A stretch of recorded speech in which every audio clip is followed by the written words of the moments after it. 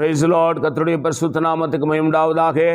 இந்த வியாழக்கிழமை காலையிலே உங்கள் யாவரையும் சந்திப்பதில் மிகுந்த சந்தோஷம். இந்த நாளுடைய ஆசீர்வாதத்துக்காக ஒரு வேத பகுதி வாசிப்போம். அது சங்கீதம் 8ஆம் அதிகாரம் 5ஆம் வசனம்.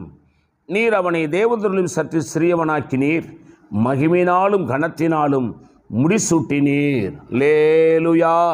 அருமை தேவ பிள்ளையிலே, ரட்சிக்கப்பட்ட தேவ பிள்ளையே, ஆண்டவராக இயேசுவை ஏற்றுக்கொண்ட தேவ பிள்ளையே, இயேசுதான் மெய்யான தெய்வம் நம்புகிற எந்த தேவ பிள்ளையை நீ யாராயிருந்தாலும் சரி, எந்த மதமோ எந்த ஜாதியோ எந்த இனமோ நீ யாராயிருந்தாலும் கர்த்தருடைய வார்த்தை உனக்கு நேராய் கடந்து வருகிறது.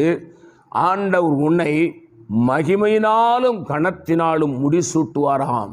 வாழ்க்கையில் எதிர்பாராத நன்மைகள், எதிர்பாராத ஆசீர்வாதங்கள், தேவ திட்டங்கள் நிறைவேறும்.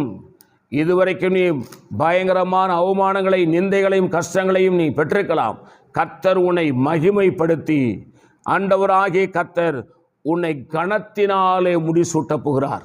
மகிமையும் கனத்தினால் உன்னை முடிசூட்டப் போகிறார். நீ ஆசீர்வாதமாக இருக்க போகிறாய். கர்த்தர் உன்னை ஆசீர்வதிக்கிறார். நான் உங்களுக்காக ஜெபிக்கிறேன்.